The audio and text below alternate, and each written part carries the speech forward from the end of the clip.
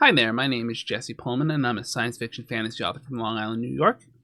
Welcome to the 4th episode of Untitled Writing Advice, the place where we are making memes about our name being untitled, and we're trying to go a little less scripted, and as evidence of that, we have a cat. She's beautiful, but she has claws and she likes her dad's attention, so she may mess with this recording. Now, we have a question from the Comic Chameleons, my writing group. It goes a little something like this. How do you kill off two major characters within the same scene and not make it feel like overkill? I love the pun. So, in a lot of ways, this relates to our last video where we talked about character agency. And this is sort of like an agency test of like how well they can maintain their agency when confronted with a really significant situation. 2 deaths is 2 deaths, right? It seems like a lot. We'll talk about that. And the question is also about climaxes at its core, which is always fun. But also, apparently, there's a term for this, which I didn't know until I looked up the words, and I was like, oh, that's actually what it's called. I was like, this sounds like a good name for a concept. I bet it's already taken, and it is. It's called emotional tempo.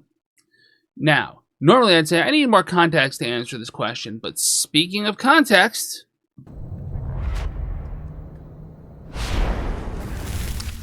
boom, we have it. One is a friend, the other is a family member that we only started recently to connect to. I said that backwards, I don't care. Now we have something to work on. Did I mention I'm using less of a script? I'm using less of a script. I feel like I connect more authentically that way. Do leave a comment and let me know. So, we have context, right? We have a friend of some degree. We don't know exactly what degree, so it could be a very close friend, it could be a love interest, it could be just someone we're friendly with. We also have a family member who we know we have some distance from. We'll talk about distance in a bit. But also, we know that we've started connecting with them in some way. So maybe this is a long-lost father who's a space wizard. Maybe this is a long-distant half-uncle who supports our claim to the throne. And we're starting to get to know them, and something bad happens. So now, I'm going to give you 4 things to think about while we think about them. Number 1, consider proximity. Who's closer at the time of their deaths and why? In other words, it doesn't matter necessarily how close they used to be, but it matters how close they are at the time that the character, presumably the protagonist, but I'm being presumptuous, finds out that they've died. Number 2, consider feelings of lost potential. The family member might be important in ways the friend isn't. So, for example, is the friend very close emotionally and the family member very close in that they know the combination to the lock of the family treasure that we might need to defeat the bad guy? I'm just making stuff up. I don't know. Or is this a long-lost, father that they could get to connect with on an emotional level, and they have this opportunity to get to know something about their early childhood that they've forgotten because of the trauma, and that's gone. So consider the feelings of lost potential. Consider the proximity, how close they are emotionally at the time. 3, consider circumstances. How are these friends killed? We're going to talk about this in a minute. And number 4, when do we find out? Consider pacing. That is significant. These things will help to inform you as to the emotional tempo, because let's face it, if we're calling this concept emotional tempo, we need to really think about, in a way, the construction of a scene, and in a way, the construction of climaxes, because a scene should have a climax, right? And deaths are kind of climactic. So we have 2 climactic things. How do we distinguish between the 2? Well, your solution might be, you might be thinking about this, you might have committed to it, you might not, I don't know. I know you write fast. You might be thinking, split it into 2 scenes, right? You have 2 separate scenes now. You can have 2 deaths. And that could work, right? I'm not saying there's anything wrong with that. That's a perfectly fine approach, but I want you to consider sticking with your guns. You thought to put these 2 characters dying in the same scene for a reason. That reason probably hasn't changed unless you've gone back and changed some things.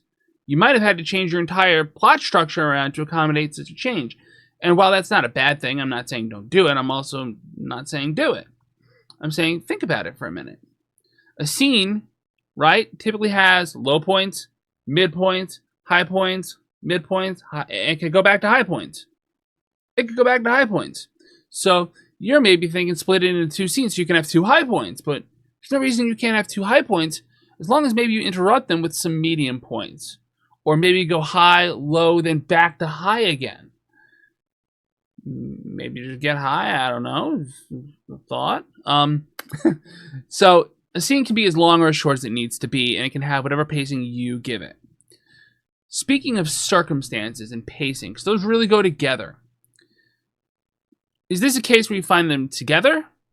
You walk into the room and they're both dead? Is it a case of you have an unrelated coincidence where the two just happen to die from different things? Do you have them far apart but in a related circumstance? So the example I give for this is the very different mind states between if you have this family member you're starting to connect with because you got reached out to them by their lawyer because they have cancer, you're their sole surviving heir, you're going to inherit a mansion, and you've been going through that process with your best friend. And just when that family member's like, all right, I'm leaving this world, peace, you find out your best friend died in a car accident. Totally different situations. One's coming completely out of the blue. There might not be any foreshadowing to this even. And one's coming that you expected. Hell, just switching the order those things happen in completely changes your story.